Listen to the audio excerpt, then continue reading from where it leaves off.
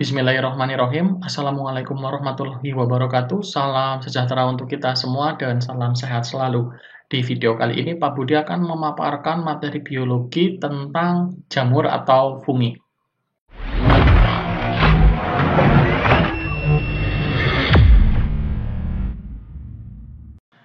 Oke, kita perhatikan slide materi tentang jamur yang akan Pak Budi sampaikan ya. Kita diskusi secara virtual melalui video yang akan disampaikan pada kesempatan kali ini.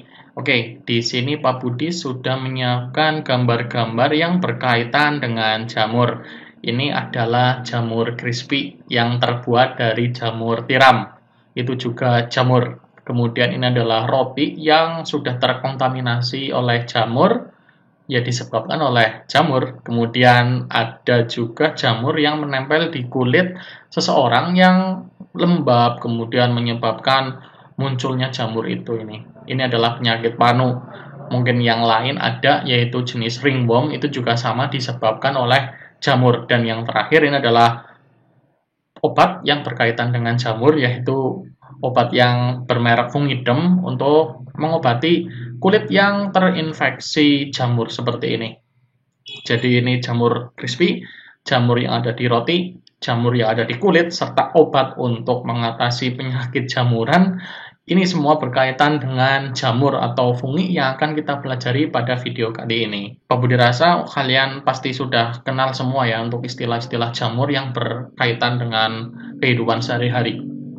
Dan jamur sendiri merupakan kerajaan kingdom yang berdiri sendiri, berbeda dan dipisahkan tentunya dengan tumbuhan. Walaupun di kingdom sebelumnya, waktu pengetahuan belum berkembang, si jamur ini dikategorikan dalam satu kingdom pelantai. Tapi sekarang karena ciri-cirinya unik, khusus, maka dari itu dipisahkan dari kingdom yang lain. Si jamur ini berdiri sendiri. Oke, jamur atau fungi ya, istilah lain ya, Mycus tulisannya, atau jamur ya. Dan di sistem dua kingdom yang tadi sudah Pak Budi jelaskan, termasuk dalam tumbuhan atau pelantai. Kemudian di sistem 5 kingdom, menurut Whitaker termasuk dalam kingdom fungi, dan yang terakhir yang lebih kompleks di 6 kingdom menurut Carl Woese termasuk dalam kingdom fungi juga. Artinya di 5 dan 6 kingdom sudah dikelompokkan sendiri. Ciri-ciri umum jamur yang pertama itu adalah eukariotik, yang artinya memiliki membran inti, kemudian tidak memiliki klorofil atau heterotrof, sifatnya berarti bukan autotrof. Yang ketiga uniseluler dan juga multiseluler. Jamur ada yang ukurannya mikroskopis dan makroskopis, dan beberapa memiliki zat warna, mendapatkan nutrisi dengan absorpsi atau penyerapan. Bentuknya bermacam-macam, dinding sel tersusun dari zat kitin. Dan ini adalah contoh jamur yang uniseluler yang atas ya. Contohnya adalah Saccharomyces, ini uniseluler. Dan rata-rata harus dilihat dengan mikroskop untuk melihat bentuk jamur itu seperti apa yang uniseluler. Dan yang selanjutnya yang multiseluler, contohnya adalah Lepiota ini yang seperti ini. Mungkin kalian juga pernah melihat di tempat-tempat yang lembab. Oke, selanjutnya untuk bentuk-bentuk jamur bisa kalian lihat unik ya bentuknya, macam-macam, dan enggak satu jenis jamur gitu yang kalian kenal yang bentuknya ada payungnya. Ternyata ada jamur yang bentuknya bulat, kemudian juga ada yang bentuknya kuping begitu. Dan di sini kita juga bisa melihat warna-warnanya juga berbeda. Oke, untuk struktur dan fungsi tubuh pada jamur bisa kita lihat di sini ada yang namanya hifa atau hivae.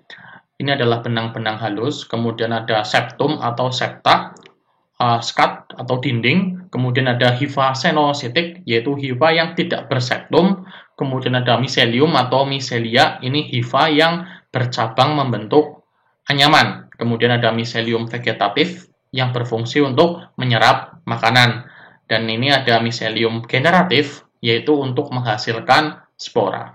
Setelah kita mengetahui tentang miselium, ini ada yang namanya haustorium atau haustoria, ini adalah ujung dari hifa. Ini adalah gambar jamur pada umumnya yang biasa kita lihat dan berbentuk payung. Bisa kita pahami di sini untuk bagian atas ada tutup jamur yang bentuknya seperti caping ini. Kemudian di dalamnya ada yang namanya lamela atau lembaran-lembaran, di mana kalau diperbesar lagi nanti kita bisa melihat yang namanya hifa, inti sel, dan juga septa. dan di kayak sesuatu bagian jamur yang membentuk batang ya, atau kita bisa menyampaikan batang jamur gitu aja. Ada yang namanya cincin juga, dan yang menyerupai akar kita sebut sebagai miselium. Ini adalah bentuk-bentuk hifa. Bisa kita lihat bentuknya ada yang hifa berseptab atau yang memiliki septum ya, memiliki kayak sekat gitu pembatas. Kemudian ada hifa senositik, tidak ada septumnya atau pembatasnya, tapi baik yang berseptum atau yang tidak ini memiliki dinding sel dan inti sel ya, nukleus, sebagai ciri kalau jamur ini adalah makhluk hidup. Kemudian ini ada yang namanya gambar Haustorya tadi. Bisa kita lihat untuk bagian-bagiannya ya. Ada hifanya, ini yang berseptum. Kemudian di sini ada yang namanya Haustorium di sini. Dan di dalamnya terdapat bagian-bagian lain seperti membran plasma yang mirip dengan tumbuhan. Kemudian ada sel tumbuhan yang di sini bisa kita katakan yaitu dinding selnya. Jadi si jamur ini punya dinding sel. Cara hidup jamur yang pertama itu adalah dengan cara heterotrof. Heterotrof ini meliputi saprofit, yaitu memperoleh zat-zat organik dari sisa-sisa organisme mati, misalnya daun, kertas. Kemudian kalau kita meletakkan barang-barang yang cenderung memicu tumbuhnya jamur itu juga bisa, artinya bisa untuk menempel di situ ya, memperoleh zat-zat organik yang terdapat di suatu barang benda yang memang berpotensi untuk menumbuhkan jamur. Selanjutnya yaitu parasit, yaitu memperoleh zat organik dari organisme hidup yang lain, atau ini disebut dengan inang. Contohnya adalah ustilago ini.